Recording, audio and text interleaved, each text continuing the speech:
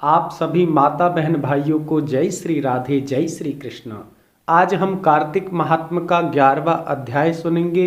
इससे पहले आप सभी मेरे साथ में बोलिए, हरे कृष्ण कृष्ण कृष्ण हरे हरे, हरे राम राम राम हरे हरे।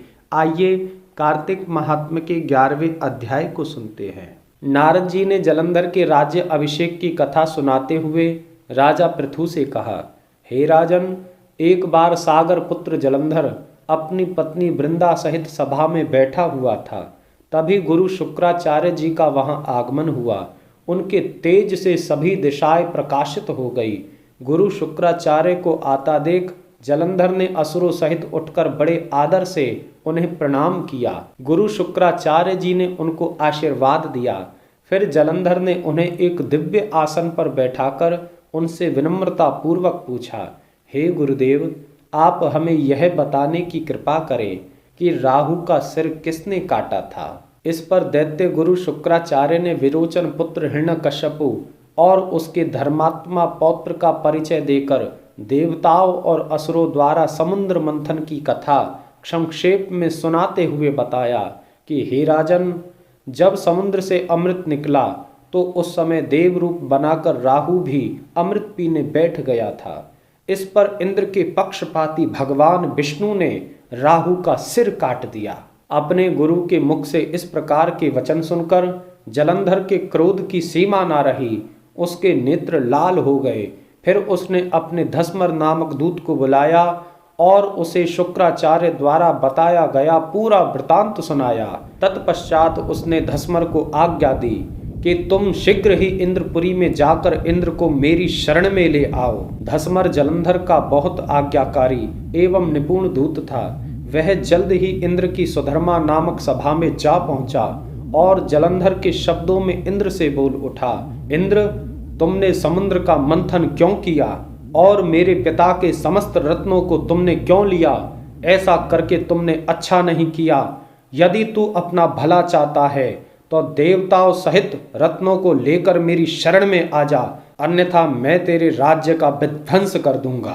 यह सुनकर इंद्र बहुत विस्मित हुआ और कहने लगा, पहले मेरे भय से सागर ने सब पर्वतों को अपनी कुक्षी में स्थान क्यों दिया और उसने मेरे शत्रु दैत्यों की रक्षा क्यों की? इसी कारण मैंने उसके सब रत्नों को हर लिया है। मेरा द्रोही सुखी नहीं रह सकता। इंद्र की ऐसी बात सुनकर वह दूत शीघ्र ही जलंधर के पास आया और पूरा वृतांत कह सुनाया।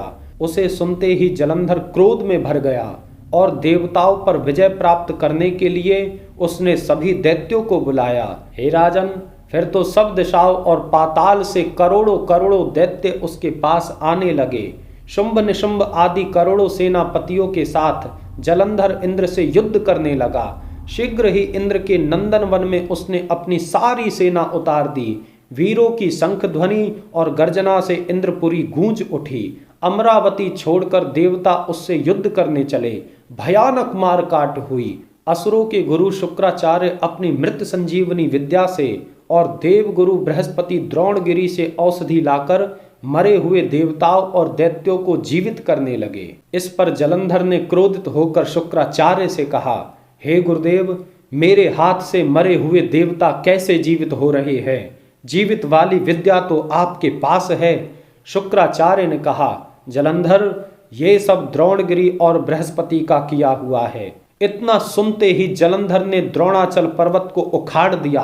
तत्पश्चात सागर पुत्र युद्ध भूमि में आकर बड़े तीव्र गति से देवताओं का संहार करने लगा। जब बृहस्पति जी औषधि लेने गए तो द्रोणाचल को उखड़ा हुआ शून्य पाया और उन्हें याद आया कि यह सब इंद्र के कारण हुआ है। वह भयभीत हो देवताओं के पास आए और कहने लगे, देवताओं, युद्ध बंद कर दो। जलंधर को अब कोई नहीं जीत सकता। पहले इंद्र ने शिवजी का अपमान किया था, यही सब उसका परिणाम है। यह सुनते ही देवता विजय की आशा त्याग इधर उधर भागने लगे और जलंधर निर्भय हो अमरावती में घुस गया। इंद्र आदि सब देवताओं ने गुफा में शरण ली। इतना कहकर के अध्याय का समापन होता है। आप सभी मेरे साथ में बोलिए, हरे कृष्ण कृष्ण कृष्ण हरे हरे, हरे राम राम राम हरे हरे। पुनः आप सभी माता बहन भाइयों को जय श्री राधे, जय श्री कृष्ण।